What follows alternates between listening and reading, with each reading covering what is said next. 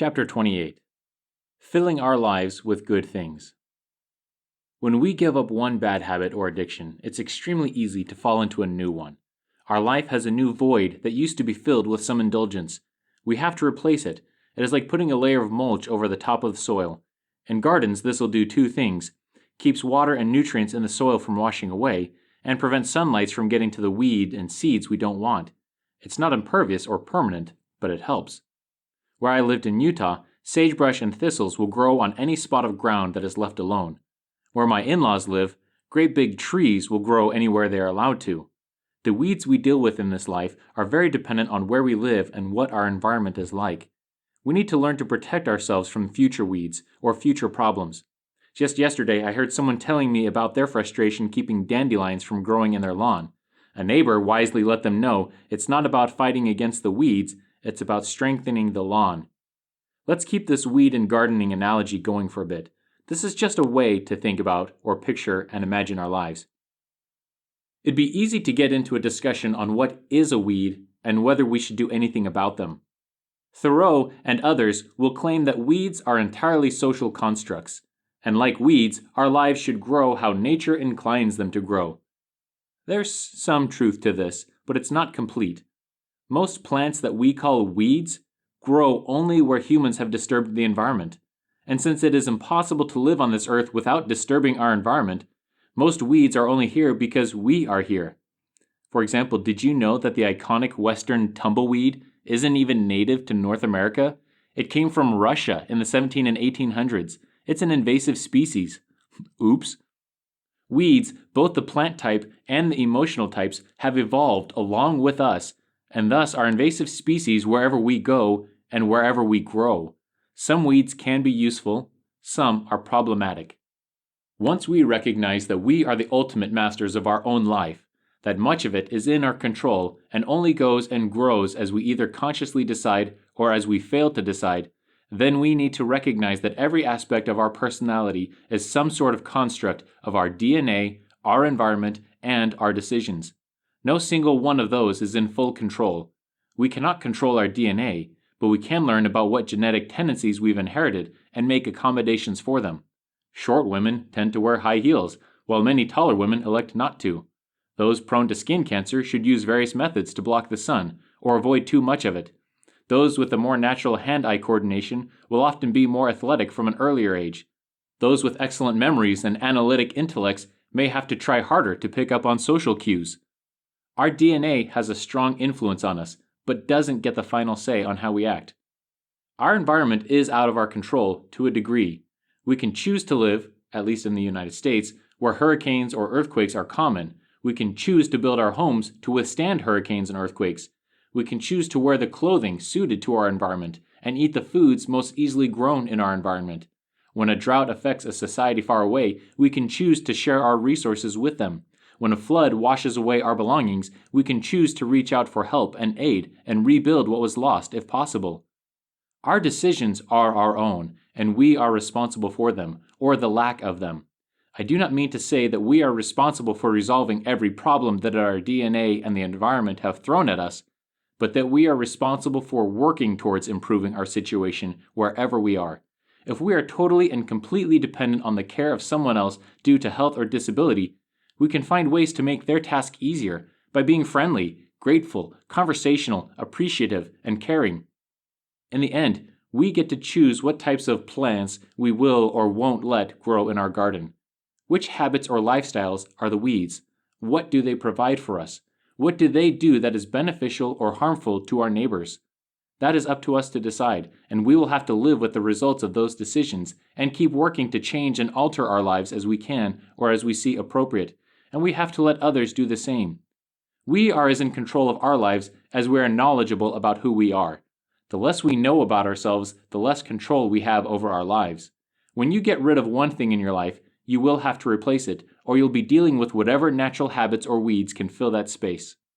Bill Wilson, the man who began Alcoholics Anonymous, was able to achieve lasting sobriety from alcohol, but his forays into LSD experimentation, a brand new, recently discovered drug at the time, his affairs with other women, as well as his addiction to smoking, despite suffering from and eventually dying from emphysema, hint at his inability to subdue other addictions and addictive behaviors. I don't mean to knock the contributions of Bill W., nor demean him as a person, but hold him up as an example that we all need help, even after we achieve some sobriety. He helped millions of people, personally and through AA, and left a lasting legacy. But it is also a warning that we cannot let our guard down for the other dangers that will want to crop up into our lives once we have removed the original cancer. We must fill our lives with good things. We must fill it with constructive behaviors as best as we can. Life will never be perfect, nor easy for anyone.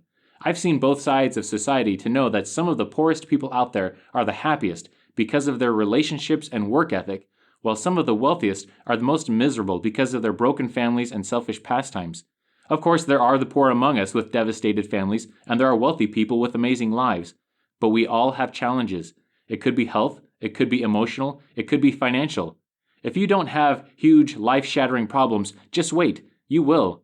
Or you'll be lonely, which can be life-shatteringly unhealthy, whether you see it in yourself or not. The only way to overcome these problems and rise above them is to take the time to carefully think, ponder, pray, meditate, study, and learn what you should do with your life. This overlaps with taking daily inventory, taking the quiet moments to address your life and where it should go next. For a good part of his life, Bill W. wasn't a believer in God, and he was determined to stay that way. But while in a hospital on account of alcohol, threatened with an impending death if he didn't do something, he reportedly begged the universe for an answer or help that he hadn't been able to receive before. A close friend and former alcoholic, Dr. Bob, recommended he turn to God and Christianity. Bill decided he was desperate enough to try anything and began to pray. He had some sort of profound experience while doing so that convinced him that there was a God, and he actively pursued that God from then on. Anyone who pursues a relationship with the divine should tell you that the pursuit doesn't qualify you for perfection, nor does it make you perfect, but that the quest for perfection keeps your life going in an upward direction that at least keeps you from falling back into old problems, or gives you the hope and motivation to pull yourself out of them again and again and again. Many people have felt or experienced God, nature, the universe, their subconscious, or something that talks to them in quiet moments of reflection. It gives flashes of inspiration, ideas, memories that prompt them upward. Whatever the source of that inspiration is, or whatever we think it might be, look for that inspiration. Take the time to quietly and soberly seek it out and find out what we should do to help others, to help ourselves, and to continue growing and serving instead of indulging. It will be different for each of us. Very often, it will involve helping others and being involved with people. Do you sense a theme here? Fill your life with good, with helping others and taking care of yourself. Exercise, eat healthy, learn new skills. Breathe. Control your breathing and slow it down. If you can control your breathing, you have more control than most people. Form relationships and do what you need to grow and add to those relationships. Plant the flowers, fruit trees, vegetables, and grains in your life that will allow you to grow and feed your neighbors, literally and emotionally. Expect weeds and pests to keep trying to infiltrate and stay on top of them. They are much easier to deal with if removed while small and weak. Synopsis: plant good seeds. Chapter 29. Spirituality and the Golden Rule. Spirituality is a sensitive subject for some people. Some people have found spirituality on their own. Some found it through religious practices. Some find it in the wilds of nature. Some find it in magnificent churches. Some find it in the quiet of their personal rooms. Some find it while praying. Some while reading. Some while volunteering. Wherever you find it, hold on to it. Listen to it. Follow it. And do what you can to keep your own ego, your own selfishness out of the way so it can continue to flow into your life. This will take incredible practice, and you will likely struggle keeping it that way your whole life. You will still fall. You will still mess up. Maybe not in your original addictions and problems, but perhaps in new ways you haven't considered or even imagined yet. Living life is messy and complicated. No one is very good at it, and those who appear to be good at it will usually tell you that they're just good at hiding it, or they've had a lot of difficult experiences that gave them the necessary practice to get where they are. The key result of all true spiritual experiences is a new or expanded love for yourself and a love for those around you. Everyone around you. Your politically backwards neighbors, your dysfunctional family, the citizens of faraway countries who stomp on your flag, everyone. Our brain is designed to care about our own body and acknowledge how our body and its actions affect those around us. Oftentimes, a trauma, an experience, a substance, or something else can hinder or hurt our brain's ability to observe what is going on inside or perhaps outside. We can become blind to our own needs or blind to the needs of others. The worst part is we can't even see our own blindness. Empathy and a clear head helps to restore our mental sight to both sides. What causes some parents to abandon their young children, or teenagers or adults to participate in risky behavior that seriously endangers their life or the life of their family? It can often be traced to some sort of trauma, substance abuse, or addiction. Some environmental trauma, whether through a substance or set of emotional experiences, infiltrates our minds and kills either our own survival instinct or our biological drive to care for our families. Sometimes it's just plain bad information or education. Sometimes it's just plain immaturity and inexperience. Some people think that happiness is the purpose of life, but the continuation of life is the purpose of life, and usually we find the greatest happiness or fulfillment in helping life continue. I'm going to repeat this. Happiness is not the purpose of life.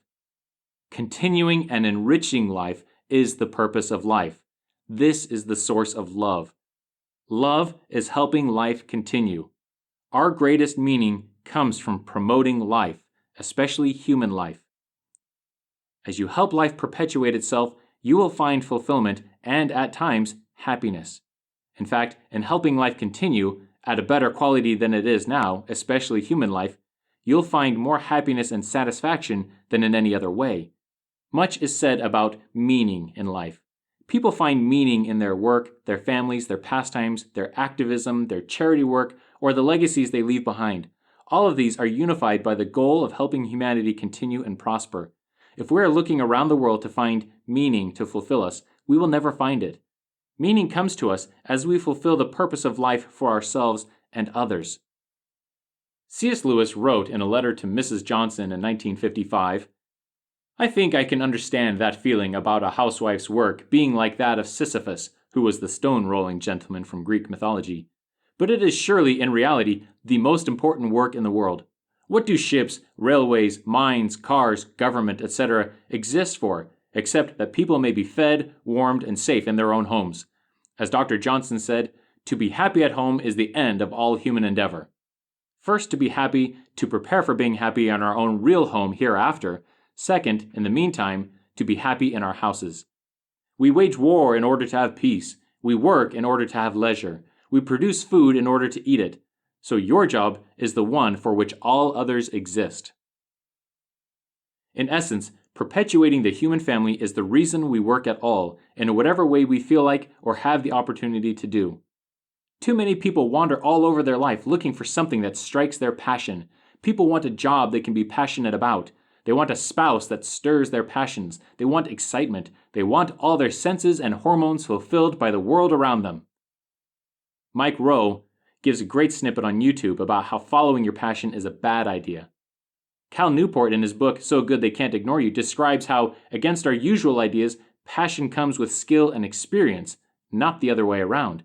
In other words, we want passion fed to us, but instead we have to go looking to become passionate about what we're doing. This seems to go against what I mentioned earlier about Sean Acor's research on how happiness leads to success. There's a subtle difference between passion and happiness. They are different things, though they can stir up each other. We need to find happiness inside of ourselves. We need to be satisfied with who we are and grateful for what we have. Then we go looking for ways to help others, including our children or future children.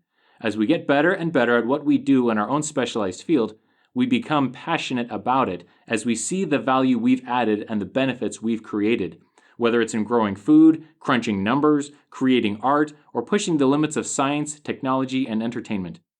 Remember, passions change throughout our life depending on our environment, opportunities, and life circumstances.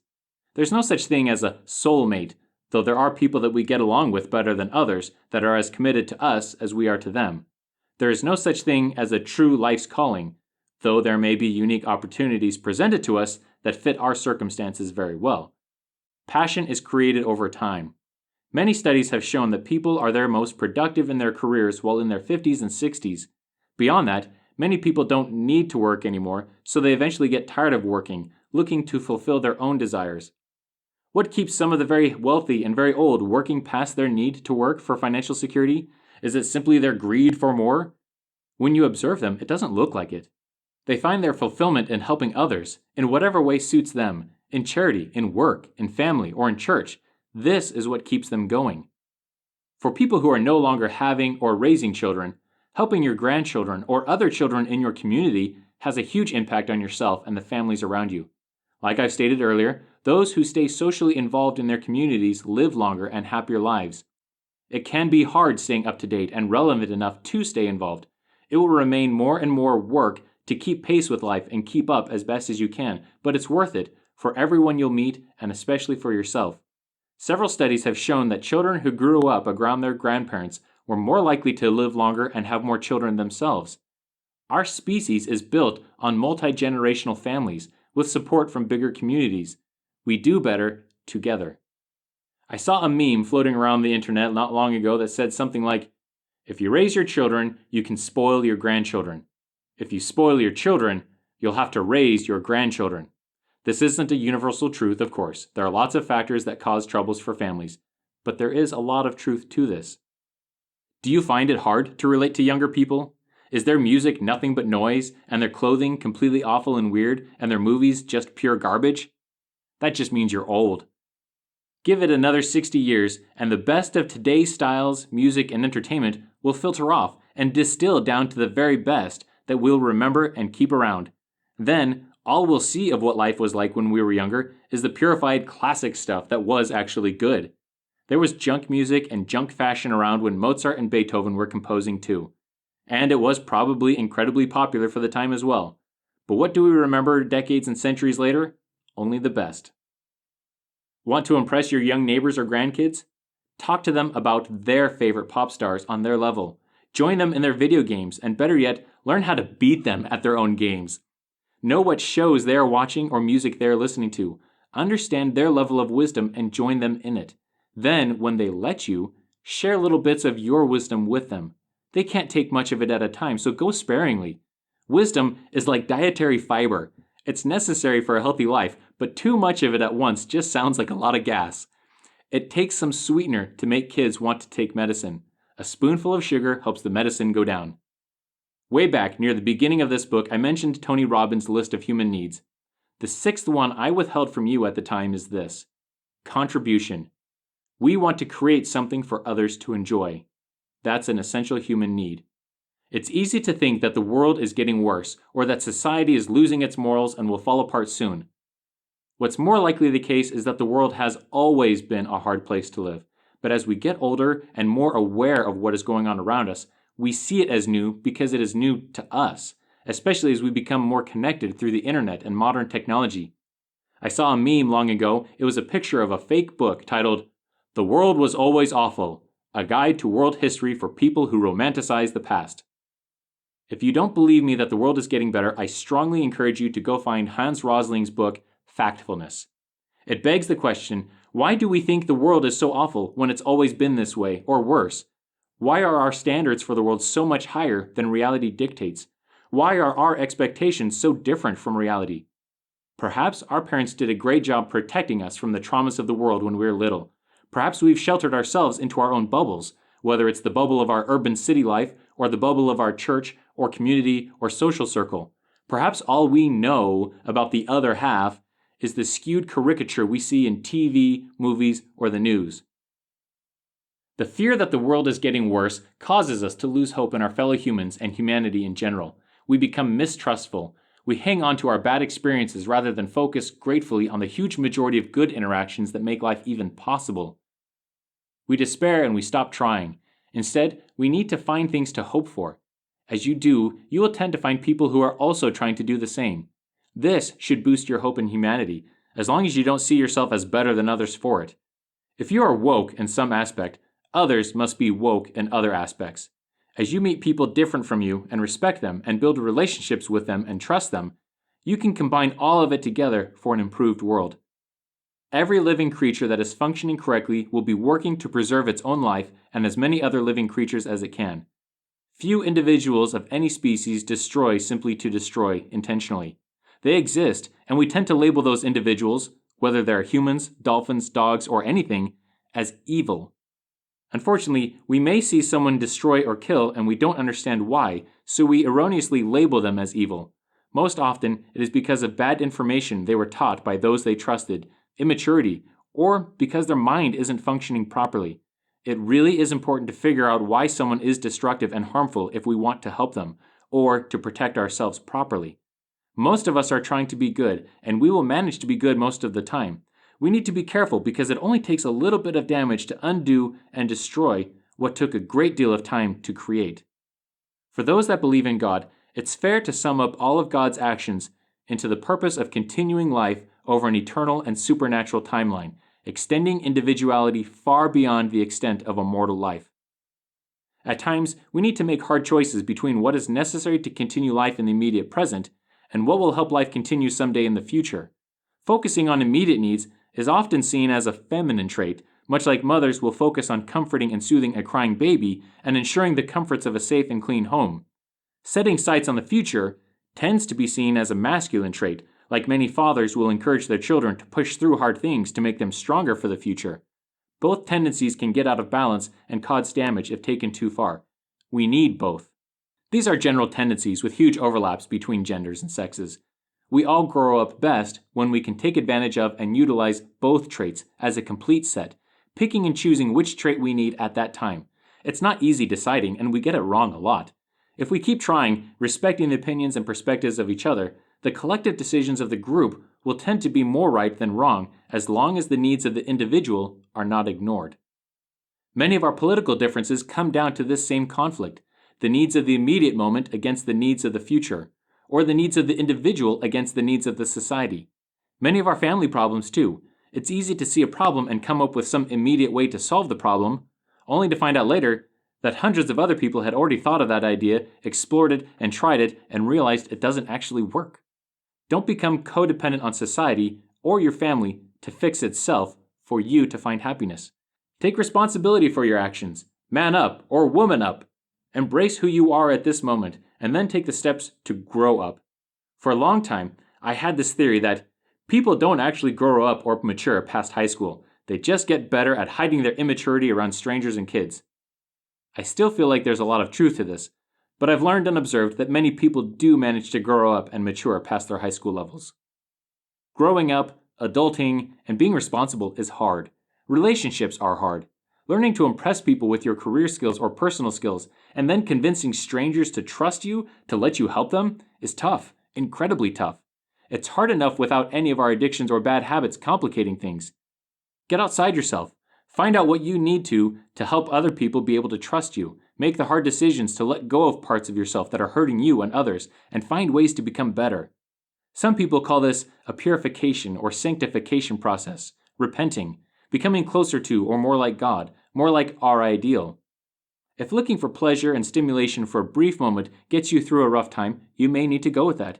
If you need to consume more than you create for a period of time, you might just need the break.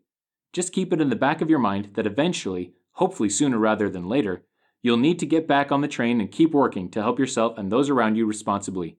Remember the whole time that the longer you wait or the more destructive the break, the harder you're going to have to work to repair the damage, and there may be permanent and lasting damage that won't ever go away. You will need to find a way to help others while you help yourself.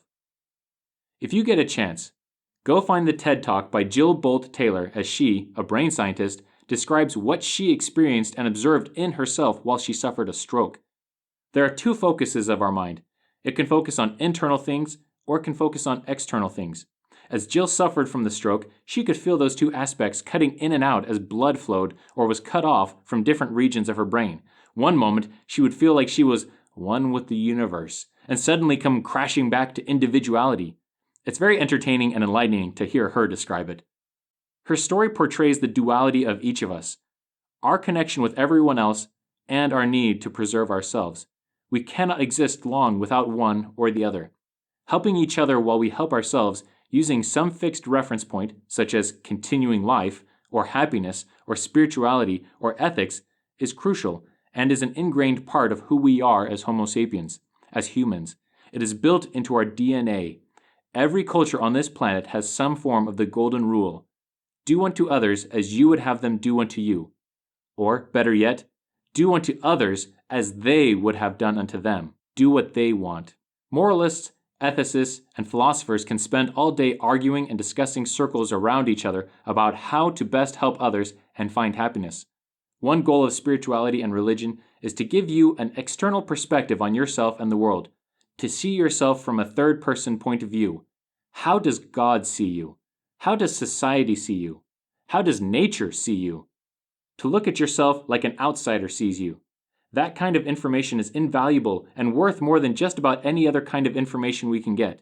To see as we are seen.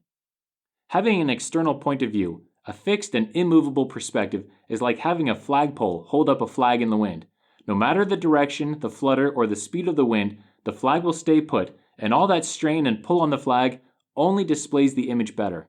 When the flag lets go or fails, it and its message are lost from the skies only to fall crumpled on the ground. Religion and spirituality are that fixed point, that flagpole for many people. Others call it morality or ethics. To most people, there's some crucial differences. Whatever you call it, you and I all need some fixed point from which we can examine our own life from others' points of view. And we need to understand each other's fixed points as we help each other strive for improvement in our own ways and help them with theirs. Sharing what you have learned is good for you and good for others. It keeps you in check and serves to surround yourself with others who are improving their lives too. They in turn can surround themselves with others who are improving their lives. Biologically, as a species, this is how humanity has thrived, respecting individuality while helping and serving each other. It's a bit like being in the habit of inviting company to your house. You are more likely to keep your home clean and bright and inviting if strangers, friends, or family come over regularly. This gives them a safe and fun place to spend their time, and when they are not around, it gives you a warm and comfortable place to spend your own time. Our bad habits and addictions have the tendency to isolate us from others, eventually. They cripple our ability to express ourselves in appropriate ways, or they hurt our ability to think clearly and logically. They can encourage behavior that eventually drives people out of our lives.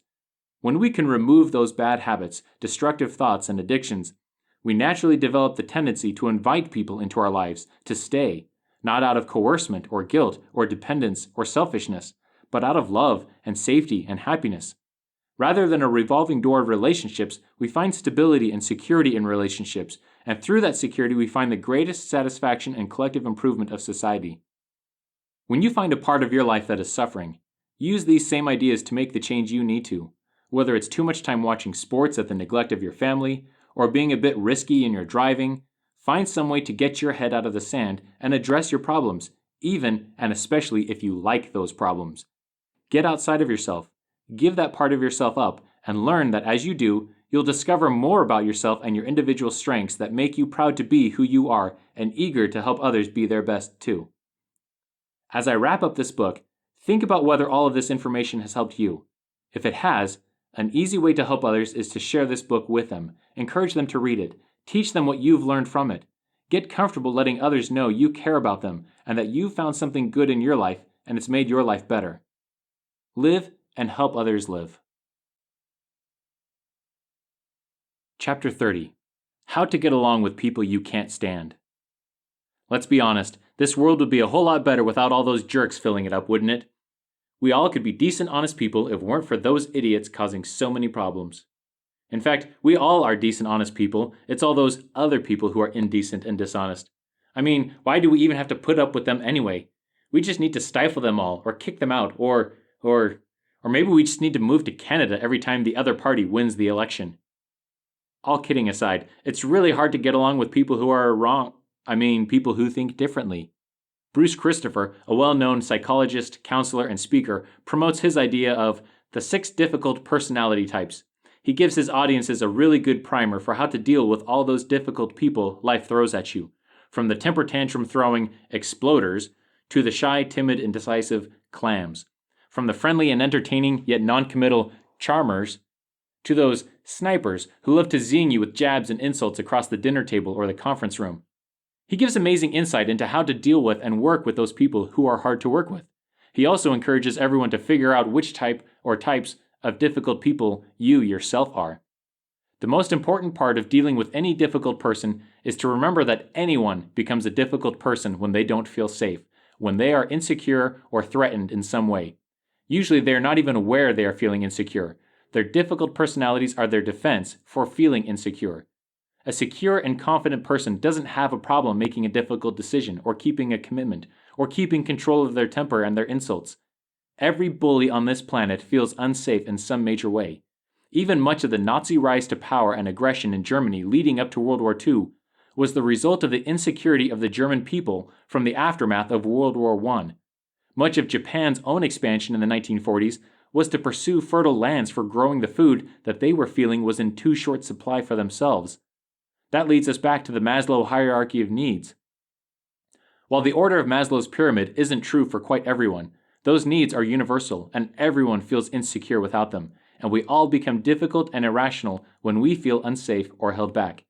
Even the most rational, scientifically sound mind, the most analytical or unfeeling person, the most dignified king or queen will act like an animal when something surprises and scares them. Like the famous boxer Mike Tyson is known for saying, "Everybody has a plan until they get punched in the mouth." When you encounter someone you cannot figure out how to work with, do some research. Dig deeper into that person's life if it's appropriate, or dig into psychology and emotional intelligence to figure out how you can help them.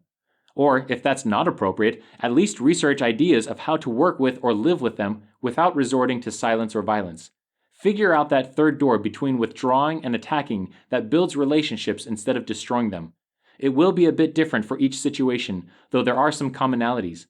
I encourage you to go search out the Crucial Conversations books I've mentioned a few times, or Bruce Christopher's lectures, and learn to stand your ground, as long as you are not the one under the influence of some addictive behavior or substance.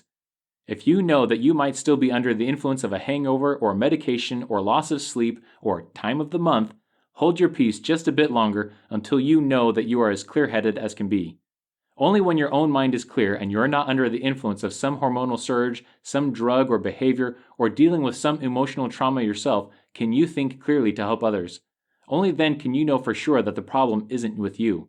Only when you've removed the beam from your own eye can you see clearly to remove the splinter or mote from another person's. If you're in a difficult relationship and you recognize that both of you are being difficult, find some way to get both of you the help you need, but get your own help first and encourage the other person to come along with you. Keeping relationships healthy will be the most creative endeavor you can undertake in this life. If you don't want to die with the music still in you, as Oliver Wendell Holmes is credited with saying, use all your ability to build relationships in your own unique way, but recognize you'll have to build the relationship from where the other people in your life currently stand as well. When a new connection is made between nerves and neurons within our brain, we laugh and feel good. When those connections are lost or destroyed, we often feel sad or depressed. The same is true with humanity and the world. As we form connections with others, we feel fulfilled. When we lose them, we feel empty. All of this book is an attempt to help you and everyone around you form new connections with yourself and with the rest of the world. In the end, we will all need to learn to trust people that we naturally may not want to trust. Our instincts, fears, drives, and genes may push us to be wary, hesitant, and scared of those that we see as different from us, or that have a natural authority over us. We will be mistrustful of people who have hurt us, or who belong to a group that has hurt us. No matter who you are, you will be hurt by those who are supposed to love you. We are all too clumsy and imperfect to never hurt those closest to us. In fact, it is those closest to us that will likely hurt the most. Like rocks getting tumbled down a fast-moving river, or like a fleet of ships in a storm, we will bump and jostle and damage each other just by being close together. And in all this jostling, we eventually learn to fit in and settle into useful places. We start to fit together like stones in a fortress wall. Where we before bashed against another person and then held on tightly, we now fit together like puzzle. Sometimes we will bash too hard and may need to distance ourselves to keep from being completely broken or destroyed. But for those relationships that can survive and learn to repair the excessive damage, we become stronger together. We are all in this together, and with as widespread as humanity has been for who knows how long, there's no escaping from each other. Even our wilderness areas are protected by rules and regulations to keep them that way for everyone's enjoyment and use. We try to hide from each other in our homes and bedrooms, but we end up streaming and scrolling through endless entertainment or media created by others for our benefit on technology created by thousands and millions of people working together towards common goals. led by those who are good at inspiring and driving people to overcome their differences and push forward united in a purpose, and a country that allows us to have some trust in the system and incredible freedoms and luxuries never before enjoyed by humanity. Even the wealthiest kings of medieval Europe or ancient China didn't have so many of the amazing privileges or as advanced comforts and technologies as most of you reading or listening to this will have. However bad you have it, please take a moment to look around and find things you enjoy. Things that have made the memories you enjoyed. Things that have given you comfort, safety, and choices. Imagine and think of all the countless people who worked, sacrificed, and served each other to get you all that you have or have had. To get along with people you can't stand, find some unifying goal you share with that person. If it's a love for your community or country, start with that. If it's a goal to keep a marriage and family together, go with that. Build on that. Those are great foundations for relationships to start on. No one will trust anything else if they don't feel safe and secure. Anger, yelling, name-calling, insulting, these do a great job of getting people to retreat into their shells. Think of a scared snail, turtle, or roly-poly curling up into their shells when scared. Only when someone feels safe will they come out and cooperate. Next, address the points of conflict, one specific thing at a time. Don't drag the past in, deal only with the present. Let go of the baggage. Keep your discussion factual. Don't point fingers and blame the other person or demand they change. Address the source of the problem. For example, when you talk to me like that, it makes me feel like you don't love me. Listen and work to understand the other person. Put aside your worries and concerns and do your best to understand the other person, even if they're wrong and you know it. Understanding them will allow you to connect with them and help them move forward. Sometimes people have been hurt so many times they will no longer tell you what's wrong. John Gottman calls this stonewalling, when a person shuts down. Oftentimes, marriages don't fall apart when the couple is still fighting. It's when they quit fighting that the marriage has finally gone sour. People who are arguing with each other are still caring enough about each other and the common goal to put in the effort to come up with a resolution. Getting someone to open up when they've shut down takes patience, care, and some sensitive skills. First, ask them what's wrong. If that doesn't work or they don't seem to be telling the truth about what's bothering them, nothing's wrong, I'm fine, then point out to them and hold up a mirror of their own appearance and behavior. You don't look fine. Everything about you tells me that you're upset about something. If that doesn't work, try to paraphrase their previous complaints. Repeat their own words back to them. Make sure you heard them right. Then rephrase it into your own words to make sure you understand them correctly. Let them fix your understanding until you're both on the same page. This can take some questioning and work just to make sure you are even talking about the same thing. If you are still stumped, the snail is still hiding, and you can't seem to get to the true source of contention, prime the pump. Guess at what might be wrong. Make your best assumption and ask if that could be the problem. If you are the one who feels unsafe and attacked, and you see that someone is trying to figure you out, understand that they are showing care in the best, clumsy way they know how. Help them as best as you can. Do your best to avoid fighting or running away. The natural instincts are fighting and flighting, silence and violence. Look for the third option, somewhere in between where connections can get reestablished and relationships made. This is the only way that humanity has progressed as far as we have. We see a problem, and we work together with others to solve it, to help as many people involved as possible. We cannot please everyone, though we should try to please the most people we can. The core to all of this: be nice. Chapter 31. Distraction, the last-ditch white-knuckle effort. Sometimes, even when we know how to handle our instincts, our drives, and our reflexes, we still get blindsided. Sometimes we get overwhelmed with triggers or pent-up hormones, and we act out despite all of our best intentions, our solid relationships, our support systems, our backup plans, and everything else. Sometimes this world is just too much for us, and we need a way to shut it out, drown it out, or escape it and our responsibilities to it for a time. This is when we get into trouble if we don't do it carefully. Sometimes we just need a distraction. Sometimes, as a last-ditch effort, we need an emergency line we can reach out to, a close friend, a quick call. We need to just endure it. Sometimes we call it white-knuckling because you're just holding on to sanity as tightly as you can. When I can catch my mind and thoughts, trying to go places it shouldn't go, sometimes I can get on top of it by using my dominant sense, my eyes, and calling out, either out loud or in my head, what I'm seeing. Blue car, 6 orange cones, green sign, snowy mountain, save all storage company, 2 people on the sidewalk. I keep this up as long as I can until more distracting things demand my attention. Some people find that reciting poems works for them, or singing songs. Some people go exercise real hard. Focus on how fast you are breathing, how hard your heart is beating, or how tense you are becoming. Slow down your breathing. Let your heart calm itself. Mentally search your body from head to toe and find any muscles that are tense that just don't need to be. Focus on them to help them let go and relax. The idea is to use your senses and behaviors to occupy your mind, rather than letting your mind control your behaviors.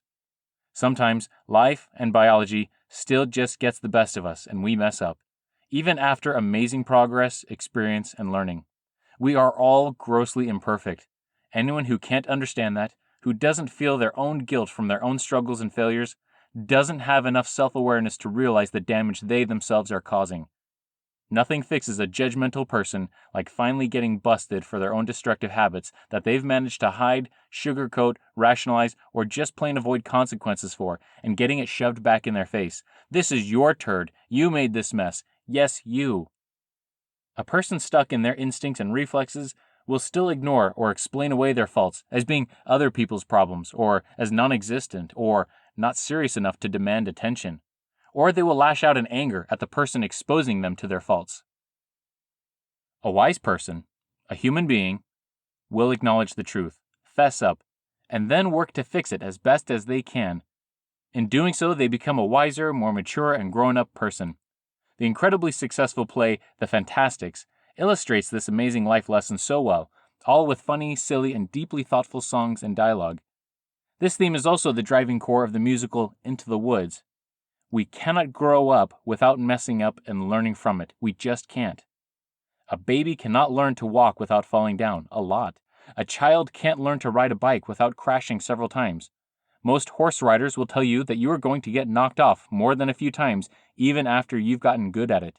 If you haven't fallen so hard it makes you wonder whether you should even get back up, just wait, it'll happen to you too. For those of us who fail after trying so hard, it can be crushing and incredibly discouraging, soul-crushing even. Our striving for perfection and crashing and eating dirt hard can be hard to deal with. The important thing is that we pick ourselves up, dust off our hands and our pants, and get back on. We keep trying. We keep working and learning. We keep helping others, and we try again. Children will not learn to respect their parents if their parents give in to their demands. A horse will not respect its rider if it can buck them off and get away with it, and our own body will never get under our control if we quit trying.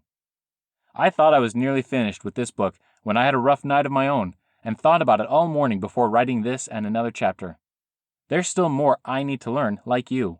We are all in this together. That's why I wrote this book, to help myself and as many of you as possible. So to summarize, hang on tight.